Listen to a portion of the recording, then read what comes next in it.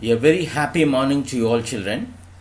I hope everybody is fine and keeping yourself fit.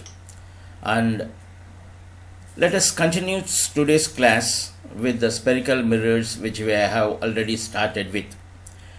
Children, we all have seen about the ray diagrams of spherical mirrors, and as you all know that spherical mirrors are capable of reflecting light. So we had seen about the ray diagrams for the two spherical mirrors, and we are going to extend the same ray diagram in the case of lenses. Lenses, as you all know, you have studied in your lower classes. There are two types of lenses, convex and concave. What does a ray of light suffer when it passes through lens? Either it is concave or convex. So in this case of mirrors, a property of reflection is occurred, but here in the case of lenses, refraction is taking place. So when a ray of light passes through lens, the phenomena called refraction is taking place. What is refraction? We have already stated. The process of bending of light rays when light passes from one medium to another medium is known as refraction. So the ray of light first passes in the air medium and then it passes into the glass medium, which is bounded by the two surfaces of the lenses. Therefore, the speed of the light is getting different in the different mediums, and therefore refraction, that is the bending of the light rays, takes place.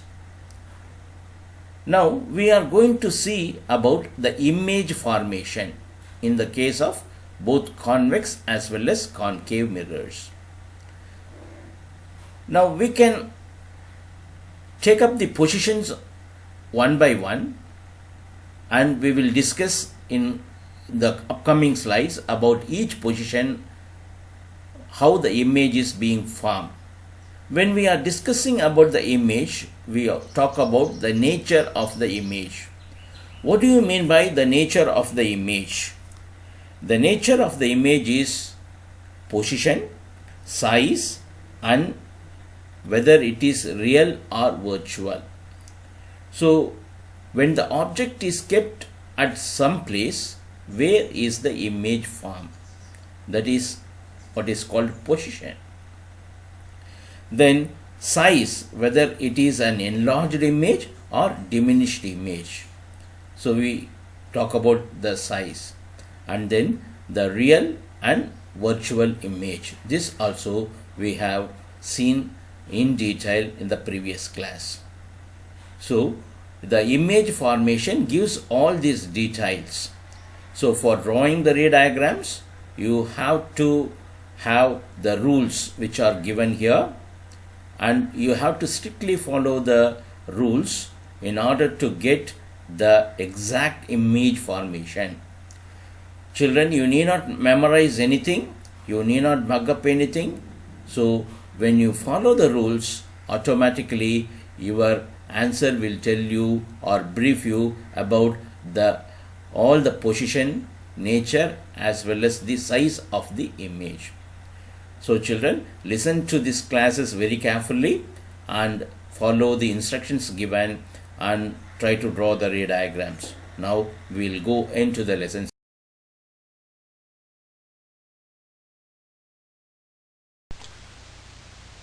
Now let us see the types of lenses. Lenses are usually called as spherical lenses because the two types of lenses that we are going to see, one is convex and the other is concave. Both the lenses are bounded by spherical surfaces.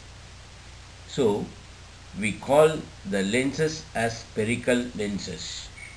A spherical lens is a piece of transparent glass bounded by two spherical surfaces. There are two types of spherical lenses. What are they? One is convex and the other one is concave. As you can see in the diagram, both the shapes are entirely different. A convex lens is thicker at the center than at the edges. A concave lens is thinner at the center and than the edges. A convex lens is called a converging lens and a concave lens is called a diverging lens. What is the reason behind this? We will see in the next slides. Children, we had seen about the two types of lens as convex and concave. A convex can also be called as converging lens, and similarly a concave can be called as diverging. So whether it is a converging lens or it is a diverging lens, they are surrounded with two refracting surface. They are formed by the two parts of the spherical surface. The two parts of the spherical surface can combine in different shapes, as you are seeing in the picture of this slide. So when they are combining with different structures, they have different names. For example, if you look at the convex lens, which is called as the converging lens, it is further divided into double convex, plano-convex, convex meniscus based on the shapes that they form. But the refracting capacity is entirely has no change whether it is double convex or plano-convex or convex meniscus. So as a concave lens is also splitted into double concave, plano-concave and concave meniscus depending upon the combination of the two surfaces. So lenses have two surfaces of which to refract light. The combination of both surfaces causes light to either converge or to diverge.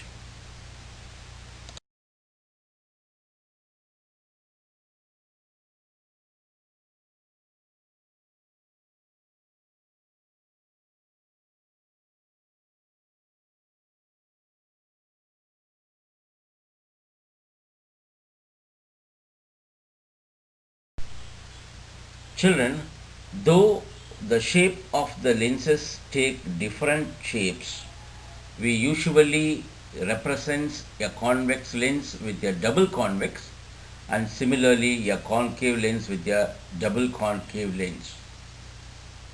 Now we have seen a convex lens is also called as converging lens and a concave lens is also called diverging lens. What is the reason we call them? Now look at the diagram, the first diagram. You can see the double convex lens and you can see a line which touches F on both the sides of the lens, and that line is called the principal axis, as you have studied in the spherical mirrors. So same as that. So the line which passes through both the F's, it is the principal axis, and the other lines, how are they? They are parallel to each other, parallel to the principal axis. So light rays which are parallel to the principal axis after refraction. So where do refraction takes place? Refraction takes place in the lens. After refraction, all these light rays meet at a point F on the other side of the lens. So this meeting of light on the other side of the lens, we call it as converging. So a convex lens has the capacity of converging the light at one single point, which is known as principal focus. And that's why a convex lens is called a converging lens. Similarly, what happens in a concave lens? Now, light rays which are parallel to the principal axis and they pass through the diverging lens or the concave lens. And what happens is the light rays get diverged on the other side. You see on the right side, light rays are diverging and extend the diverging rays to get focused. They will again, all these diverged light rays, when you extend, they seem to come from the point F on the left side of the lens. So when parallel rays of light pass through a concave lens, the refracted rays diverge so that they appear to come from one point called the principal focus, and that's why the concave lens is called as diverging lens.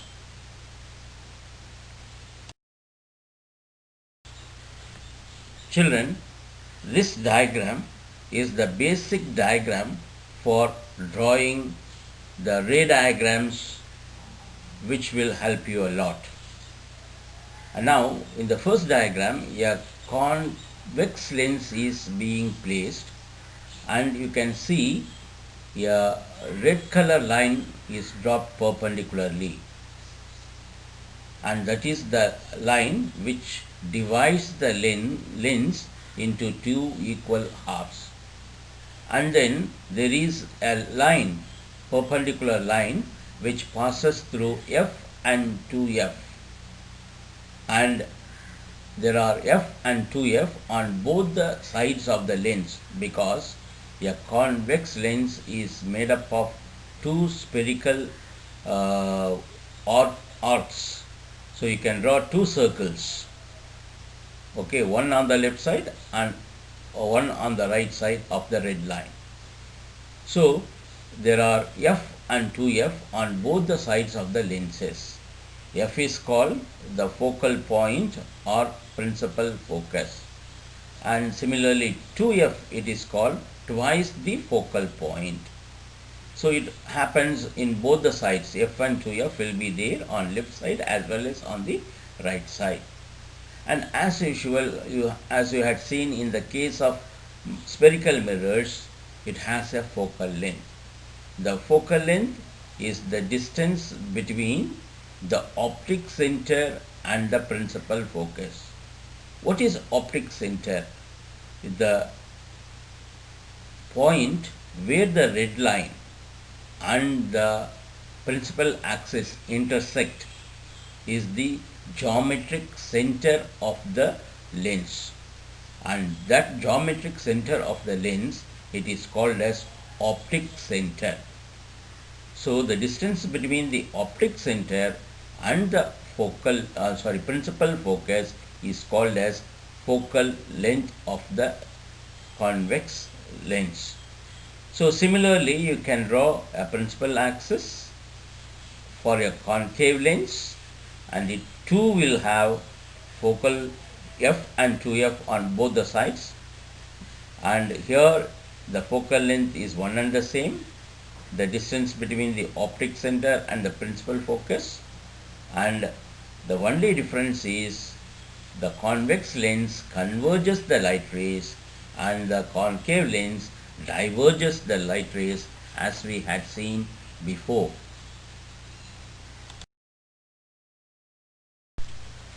Children, this slide is a very important slide which gives the definition of the various points that we are taking up during the time of drawing the ray diagrams. First point, a lens, whether it is convex lens or concave lens, has two spherical surfaces which form a part of a sphere. The center of these spheres are called center of curvature of the lens, usually represented by the letter C. So children, we had already seen whether it is a concave lens or convex lens, both the lenses are bounded by the two spherical surfaces. So with each spherical surface we can make two circles. Okay, a circle at the left side and circle at the right side for a convex lens. So each of them has a center. So this center, it is called as center of curvature, which is nothing but twice the focal length. In some diagrams, the point C can be taken as 2f. Usually 2f is taken for lenses and C is taken for spherical mirrors. Next point, since there are two centers of curvature, we may represent them as C1 and C2. So when you are representing it as letter C1, it can be represented as center 1 and center 2. But here we can represent it as 2f1 and 2f2. Third point, an imaginary straight line passing through the two centers of curvature of a lens is called its principal axis, as shown in the figure we had already seen. So the line, it's an imaginary line. It passes through the two centers of curvature, one on the left side and one on the right side. And obviously it will pass through the optic center. So this imaginary line which passes through the two centers of curvature through the optic center, it is called as principal axis. The next point, the center point of a lens as its optical center. It is usually represented by the letter O. The center point of a lens, already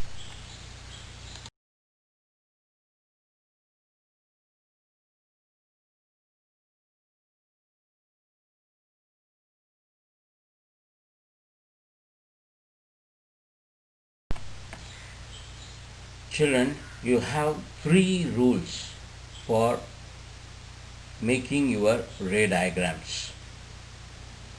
So these three rules are similar to the rules which you have already seen in the case of spherical mirrors. Now let us see one by one. Now let us take point number 1 or rule number 1 and see to the diagram. You have F1 and F2 with optic center, and that is the principal axis, and a ray is above it. How is that ray? The ray is parallel to the principal axis. And what happens on the right side? It gets refracted in the light lenses. Through the lens, the light rays is getting refracted, and the refracted light is bending and it is touching the point F1, which is known as principal focus. So when the rays are parallel to the principal axis, after refraction they pass through the principal focus. So let us read the slide. The parallel to the principal axis. So the ray is parallel to the principal axis, and what is the right side? It is again after refraction from the convex lens passes through the principal focus on the other side of the lens. So this is rule number 1. What is rule number 2? The converse of the first rule is the rule number 2. So what does it say?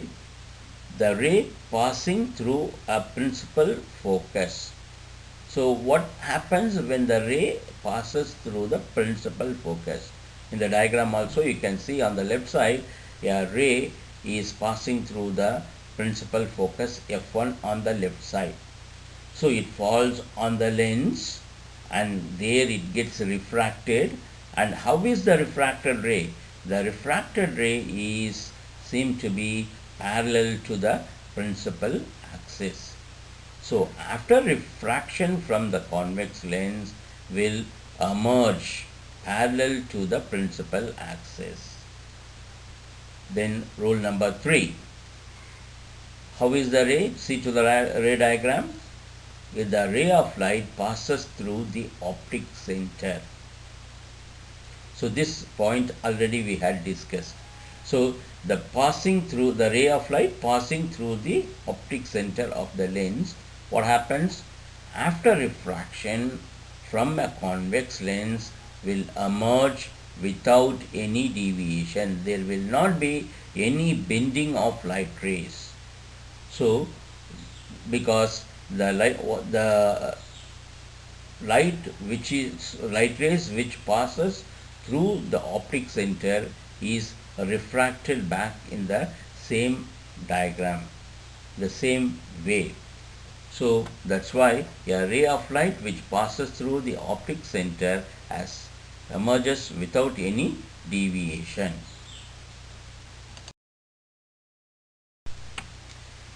The same 3 rules can be followed for a concave lens. So see to the first one. Light rays parallel to the principal axis. After refraction from a concave lens, the rays appear to diverge from the principal focus located on the same side of the lens. So they seem to diverge from the point F1 on the left side of the concave lens.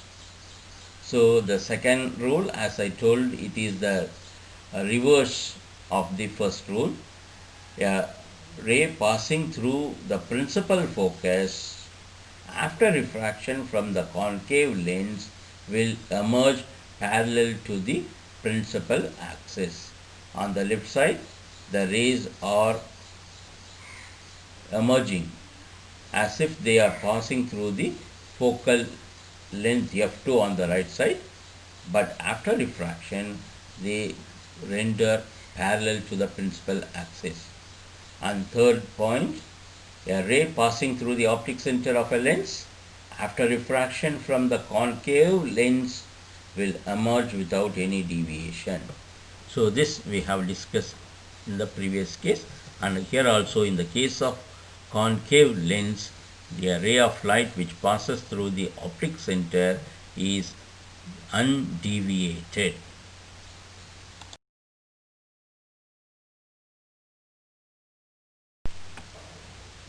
Children, from this slide, it is going to be the drawing skills as you had drawn the ray diagram for the case of spherical mirrors. Now here too, for the case of lenses, a ray diagram has to be drawn as you have drawn for the case of mirrors. And this is also very important, and most care has to be taken here in the case of lenses. Let us go one by one into these positions. Now, where is the object kept and where will be the image formed, and we will see it for different positions of a convex lens. Now the first position of the object is placed at infinity. So infinity means it is at a greater distance. So when the object is at a greater distance, we call it as infinity. So let us suppose the object is at infinity, and when the object is at infinity, light rays from the object are rendered parallel to the principal axis. So we had seen in rule number 1, rays of light which are parallel to the principal axis after refraction passes through a point called principal focus on the right side of the lens. So the image is formed at F on the other side. Now what is the nature and position of the image formed? The first one, the image formed is at the principal focus, and the image will be real and inverted. So in the case of lens, children, if the image is formed on the right side, it is a real image. And all real images are inverted images. You have to bear it in mind. and the image will be very small in size. We can say it's a tiny image. So this is the nature and position of the image when the object is at infinity.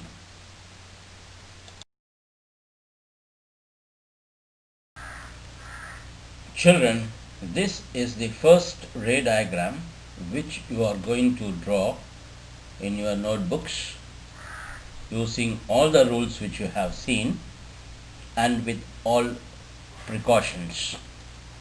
So to start with, first you have to draw the principal axis and you have to fix the point O, optic center, in the center of your principal axis. Then you have to fix F1 and F2 both sides with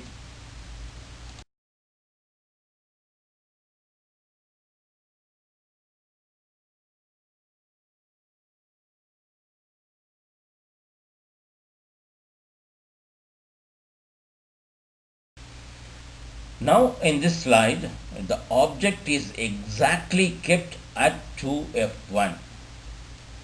So the red color upward mark indicates the object and it is exactly placed on 2F1. So as usual, first you have to draw the principal axis, then choose the center of the optic as an optic center, and from that take equal distance for OF1, F1 to F1. Similarly on the other side OF2 and F2 to F2. Remember, each gap should have same distance.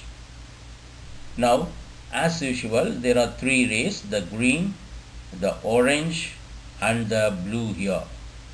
So the green color ray is rendered parallel, it is parallel, and after refraction it passes through F2 on the other side. The orange ray which is passing through the optic center is undeviated. The blue color ray is passing through F1 and after refraction it is rendered parallel. So all these three rays meet at a point. So drop a perpendicular on the point of meeting. The image is formed exactly at 2F2 on the other side. So when the object is kept at 2F1, the image is kept on the 2F2 on the other side. Compare the heights. They are equal in the height. That means the image obtained is the same size. So where is the image obtained? It is obtained at 2F2 on the other side. And is it enlarged or diminished? It is or the same size. Is it real or virtual? So here in the lens, objects which are formed on the right side are real image. Therefore, real and inverted, both of them will go hand in hand. So the object formed here is real and inverted of the same size.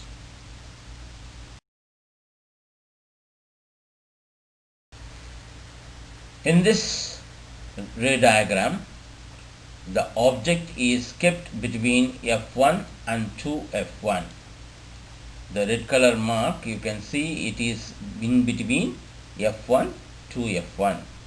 So as usual, you will be drawing three rays, the green, the yellow and the blue.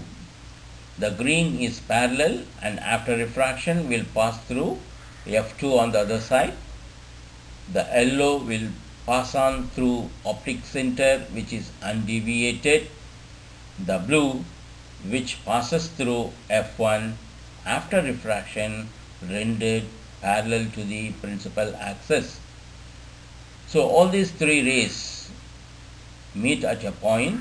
At that point you drop a perpendicular to the principal axis and that will be the image.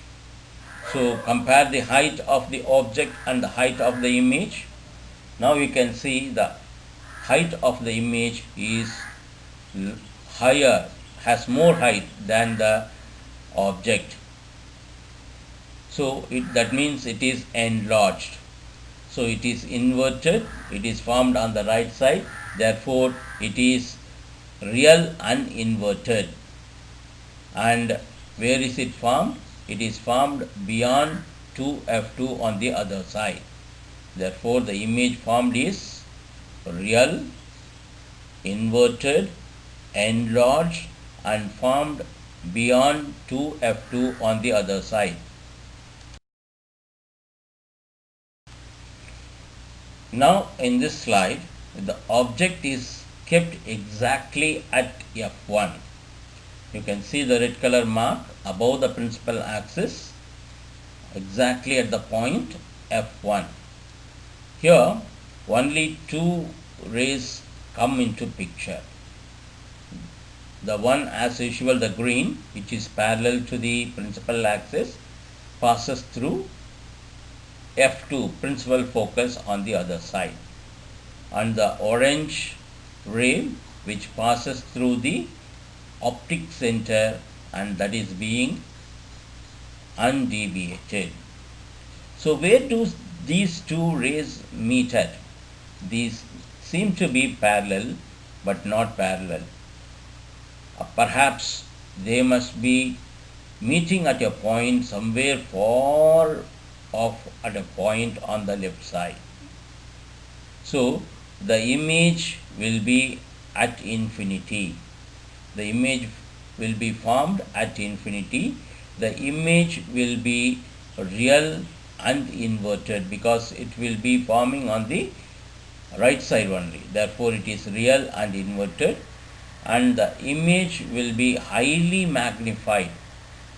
So since they are going to meet at a very long distance, and the image will be highly magnified or enlarged image.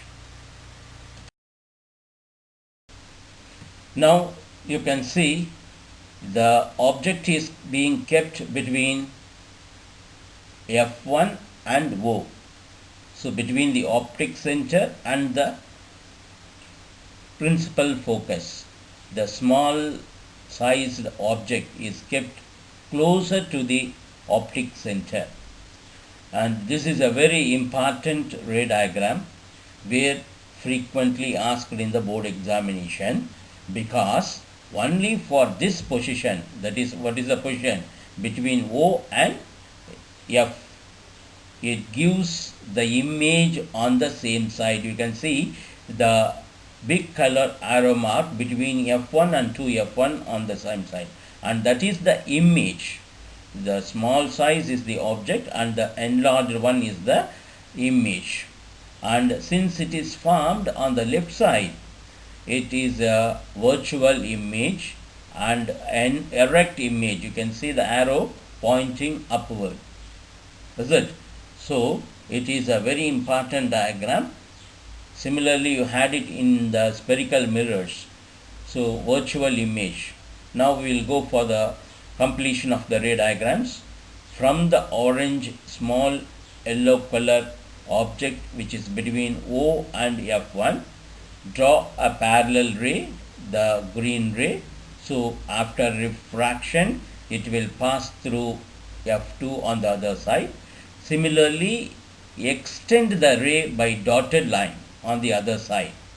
So extend it by dotted line, and similarly draw the orange ray which passes through the optic center, which is undeviated, and extend it on the left with the dotted ray.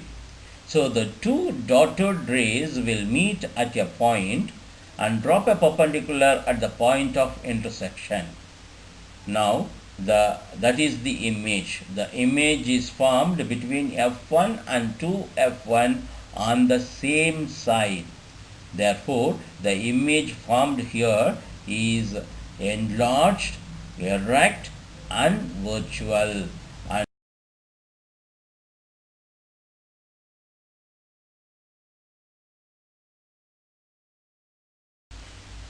here is the table where you can find the position of the object in all the places and where is the image formed.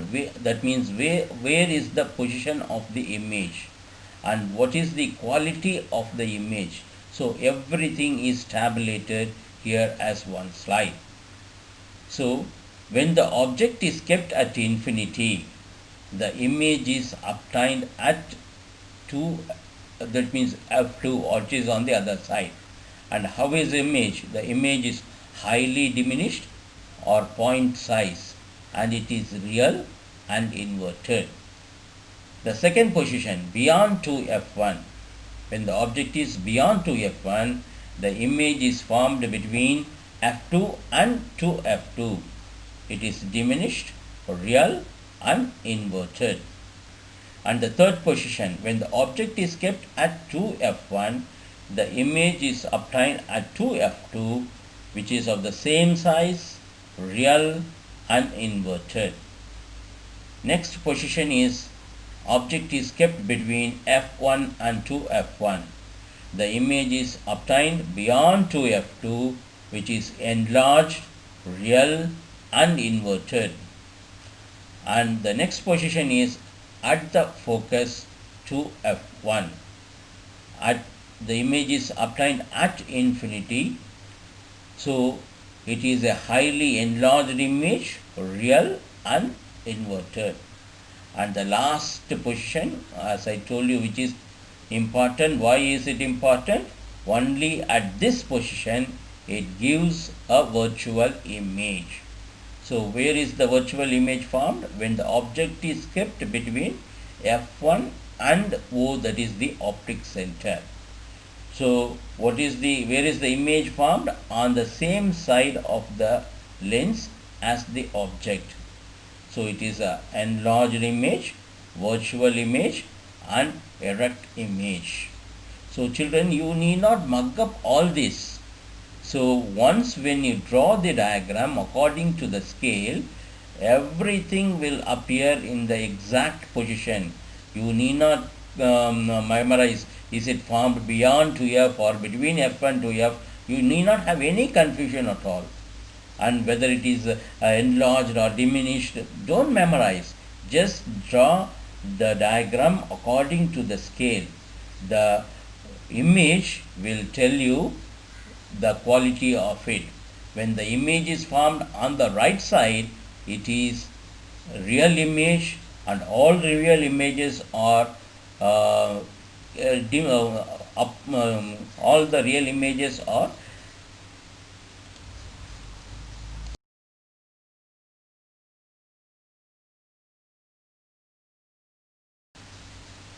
Here is the first ray diagram for a concave lens. When the object is placed at infinity, parallel rays. When you draw the parallel rays, they are diverged. So extend the diverged ray with the dotted line and they will meet at a point f1 on the same side. So the image is formed at f1. It is virtual and erect and highly diminished. These are the qualities of the image. Here is the image formation for the concave lens when the object is closer to 2f1 or just beyond 2f1. The previous image formation was for the object which was at infinity, and now it is just beyond 2f1. So the red color upward arrow indicates the object and it is beyond 2f1. So from there 3 rays emerge out. As you all know, the green ray, it is parallel, and so after refraction it gets diverged. On the other side you get diverged and produce the extended diverged ray, so that it should pass through f1 on the same side of the lens. and the second ray, which is the blue ray, which passes through the optic center, and that gets undeviated. So only these two rays will do. So these two rays, that is the green ray and the blue ray, where do they meet? They meet between F1 and O, and the image is erect. The image is smaller in size. So the image is formed between F1 and O, diminished, and it is erect, and it is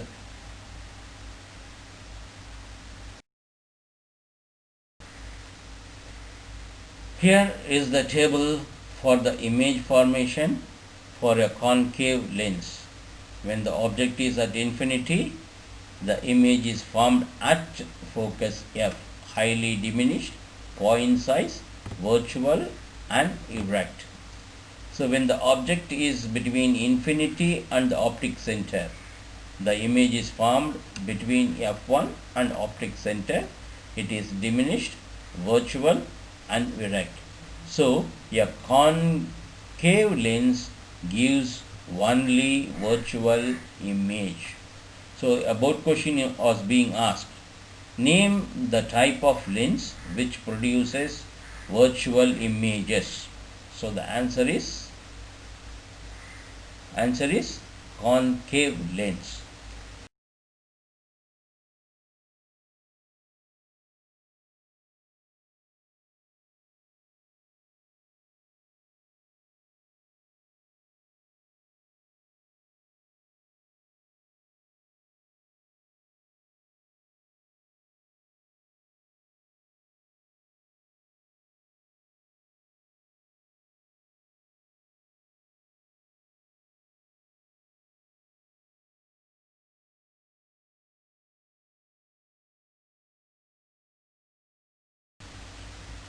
Children, we have come to the end of today's learning session.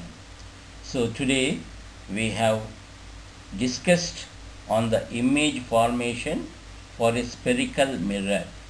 So we had seen spherical mirrors are of two types, convex and concave.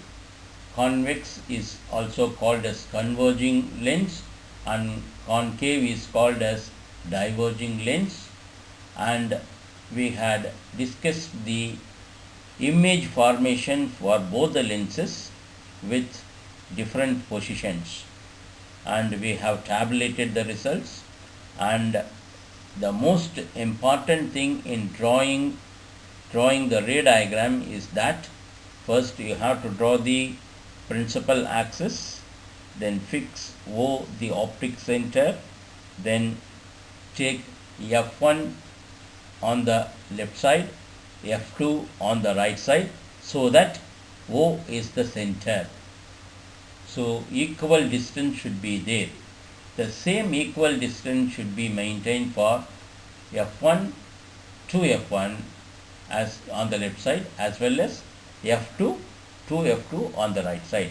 So each gap, you remember it in this way, each gap should have same dimensions. If it is 3 centimeter, every gap should have 3 centimeters, 3 centimeters.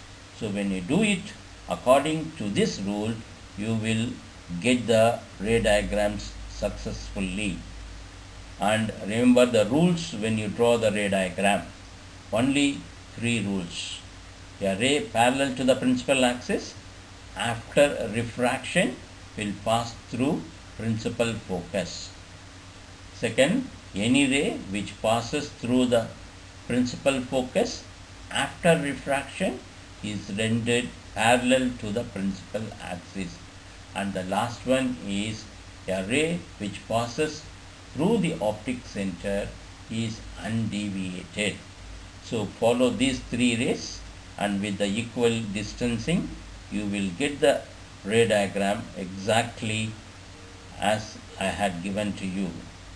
So check it and practice it well, and as I told you, you have to complete it as an assignment on A4 sheet paper, as well as you have to draw the same on your classwork notebook.